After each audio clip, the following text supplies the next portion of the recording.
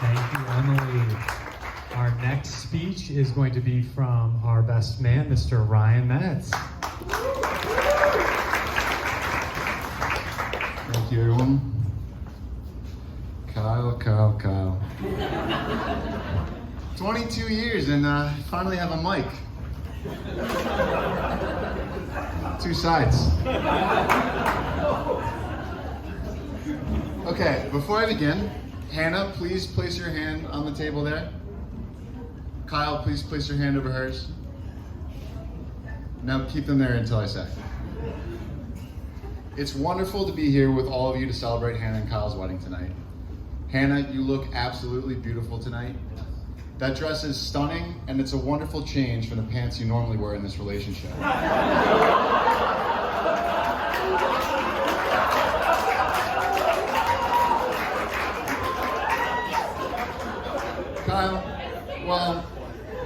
Kyle, you're a lucky man. For those of you that don't know me, I'm Ryan, Kyle's older brother, and Kyle's given me the honor of being his best man today. It's an honor for me, but it's also an honor for Kyle because after more than 22 years, he is finally admitting to everyone that I truly am the best. When Kyle told me I'd be speaking here tonight, he asked that I not comment on the countless embarrassing anecdotes of his mistakes, mischief, and just all around mischievousness. However, Kyle set the bar such that I couldn't say anything that would disappoint our grandma. As luck would have it, we have a very loving and forgiving grandma. So let us begin. In August of 1999, our grandma drove our middle brother Connor and I to meet our new baby brother in Morristown Hospital. That much we know is true. But for a while, no one could really be sure if Kyle was our brother. You see, his hospital bracelet slipped off in the nursery, and such it became a running joke. Was Kyle switched at birth? Regardless of this little wrinkle, our childhood was much the same as any trio of three brothers. Rowdy, rough, and at times a bit reckless. God truly had no mercy on our parents. As the eldest, I tried my best to set a good example for Kyle and Connor and dispense advice as best I could.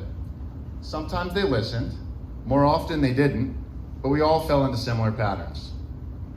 When I was 16, I started lifeguarding the beach on LBI just as our dad did. Connor joined shortly thereafter, and Kyle stayed true to the family tradition and proved his mettle as a Metz brother the year after that. Now, while Connor and I made it through our rookie years with little to no, we also enjoyed a darker complexion than our fair-skinned and blonde and blue-eyed brother.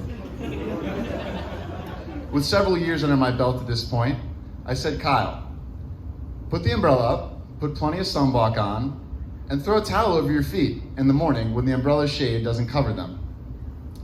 He must not have been listening that morning, because after a week, his feet were severely and thoroughly sunburned. No matter, he'd get some relief at the summer wrestling camp, right? Wrong. Kyle's feet were so sunburnt that he couldn't get his wrestling shoes on. So sunburnt that our Penn State alumnus wrestling coach, Old Man Fitz, said, Kyle, you need to go home. Nevertheless, a few years later, Kyle had become a skilled and proficient lifeguard with ownership over a coveted permanent beach with his partner, John. I had moved into a management position and was now both Kyle's older brother and his boss. Now Kyle has to listen to me. I told him in the summer of 2017, Kyle, the UV index is a 10 today. I want you putting on plenty of sunblock. 30 minutes later, I was riding my ATV north to check that all the beaches had been set up properly and on time, and I got to Kyle and John's beach. Swim zone set up? Check. All equipment present? Check. 2 lifeguards in the stand? No. 2 lifeguards were not on the stand. Kyle was watching the water, but he wasn't on the stand. He was lying prone on the beach, arms stretched out, with John kneeling, straddled over top of him, massaging sunblock into his back. Well, at least he technically listened this time. At that point, that was all I could really ask for. Kyle was an 18-year-old kid, fresh out of high school, with all the antics you'd expect from someone that age who spent his summers lifeguarding at the Jersey Shore, late nights out in LBI, a thriving speakeasy business with his lifeguarding partner John, and the totaling of my Camry on his commute to the local community college. That first year out of high school was a bit of a crossroads for Kyle, but much to everyone's delight, he found his way down south to Palm Beach Atlantic. I can only imagine what it must have looked like to see a born and bred Jersey Shore lifeguard wash up on the Sailfish campus. What Hannah must have been thinking when she first met Kyle, I do not know.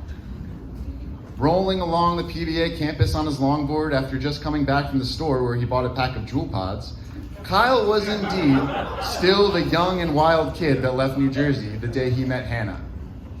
Hannah, of course, being the beautiful, charming, and thoughtful young woman that she is, confirms for all of us here tonight the old adage, opposites do indeed attract. But it was not long after dating Hannah that we all began to see Kyle's best characteristics brought forth. He replaced the beach parties with campus ministry, the late nights out with late nights coding and studying, and the sunburns with the deep and burning love that Hannah and Kyle share. Hannah, I speak for all of us when I say that we are so very thankful that Kyle has found such a great woman as you to be his wife, and it is wonderful to welcome you into our family. Kyle, we are so very proud of you and the young man that you have become, of what you have accomplished, and of the exceptional life that you and Hannah are starting to build together. With that said, as your older brother, I'd be remiss if I were not to impart one more piece of advice on you before you set out on this next phase of your life. This time it relates not to the sun and its burning luminosity, but to something much brighter.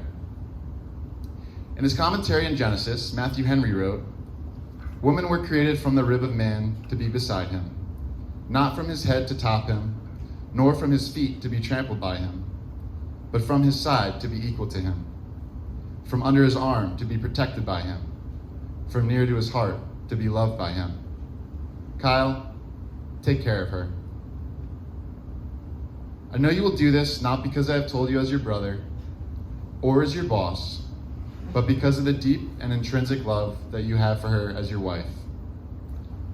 Kyle, you may now take your hand off of Hannah's, but just know that this is the last time you will ever again have the upper hand on her.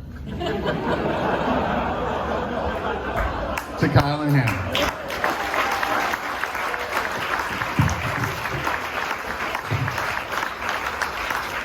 All right, thank you, Ryan. And finally, we have one more speech. It is the